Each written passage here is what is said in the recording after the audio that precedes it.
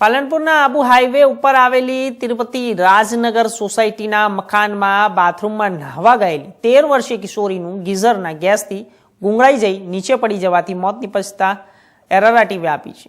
નહાવા ગયેલી દીકરીનો 15 મિનિટ સુધી બાથરૂમમાંથી કોઈ અવાજ ન આવતા કે પુત્રી બહાર ન નીકળતા માતાએ દરવાજો ખખડાવ્યો અને જે ન ખોલતા મકાન પાછળ જઈ કાચની જાળીઓમાંથી જોતા તેણે ફર્શ ઉપર પડેલી હતી અને આથી પરિવારજનોએ બાથરૂમનો દરવાજો તોડી કિશોરીને ખાનગી હોસ્પિટલમાં લઈ ગયા હતા અને તબીબોએ તેને મૃત જાહેર કરી હતી. જાણીને અત્યંત દુઃખ થાય છે કે ગઈકાલે દુર્વા નામની એક દીકરી, માત્ર 13 વર્ષની દીકરી ગેસ ગીઝરની દુર્ઘટનામાં મૃત્યુ પામી. આવી દુર્ઘટના તમે યુટ્યુબ કે ગૂગલ ખોલશો તો ખૂબ બધી મળી આવશે. અગાઉ પણ મારા ઇન્ટરવ્યૂ અંગે આવી ચૂક્યા છે. હું વારંવાર કહું છું કે તમે ગેસ ગીઝર વાપરો તો એમના માટે પૂરતું વેન્ટિલેશન બાથરૂમમાં રાખો, જેથી કરીને જે કાર્બન મોનોક્સાઇડ ગેસ પેદા થાય છે ગેસ ગીઝરના દહનથી એ બહાર નીકળી જાય.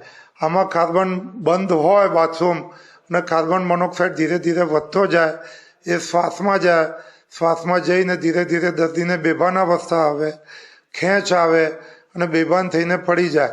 અને ખેંચ ના આવે તો ધીરે ધીરે બેભાન થઈને અંદર બાથરૂમમાં પડી જાય. અને જો ટાઈમસર અને ખુલ્લી હવામાં લાવવામાં ન આવે તો ચોક્કસપણે જે તે વ્યક્તિનું મૃત્યુ થાય. એટલે ગઈકાલે દીકરી દુર્વા જોડે પણ આવી દુર્ઘટના ઘટી છે.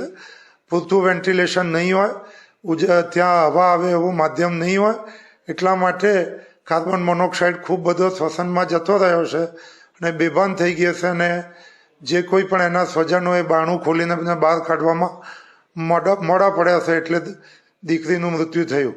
એટલે હું વારંવાર કહું છું, હવે તો એટલા બધા અલ્ટરનેટિવ છે કે કદાચ ગેસ ગીઝર વાપરવાનું જ પણ આપણે ટાળીએ તો ખૂબ ઉત્તમ છે.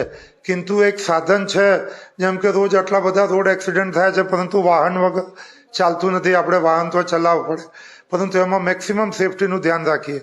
એ જ રીતે જે પણ લોકો ગેસ ગીઝર વાપરે છે એમને મારી 2 હાથ જોડીને અરજ છે કે સેફટીનું પૂરતું ધ્યાન રાખો, પૂરતું વેન્ટિલેશન રાખો. બંધ હોય તો હું તો કહું થોડું તોડીને પણ હવા આવે એ માટેનો ગેપ એવો ચોક્કસપણે બનાવો, તો જ આપણે આવી રીતે સેફ રહી શકશું. નહીં તો હું પાલનપુરમાં દર વર્ષે 2 વર્ષે એકાદ મૃત્યુની ઘટના હું આ સાંભળતો આવું છું. મેં ઇન્ટરવ્યૂ આપેલા છે. એટલે ફરીને ગેસ ગીઝર વાપરવાવાળાને મારી આ નમ્ર અરજ છે કે પૂરતું વેન્ટિલેશન બાથરૂમમાં રાખો તો આવી દુર્ઘટનાનો સામનો નહીં કરવો પડે. અમારા મોટાભાઈના દીકરી શ્રી તુર્વાબેન દુષ્યંત કુમાર વ્યાસ ગઈકાલે બુધવારના દિવસે બપોરે 1 વાગે સ્નાન કરવા નાહવા માટે ગયા અને પગ લપસતા પડી જતા માથાના ભાગે ઈજા થયેલ હોવાથી ડૉક્ટર સાહેબે મૃત જાહેર કરેલ. ગેસ ગીઝર પણ ચાલુ હતું, પણ પડવા વાગવાથી એમને ઈજા થવાથી ડૉક્ટર સાહેબે મૃત જાહેર.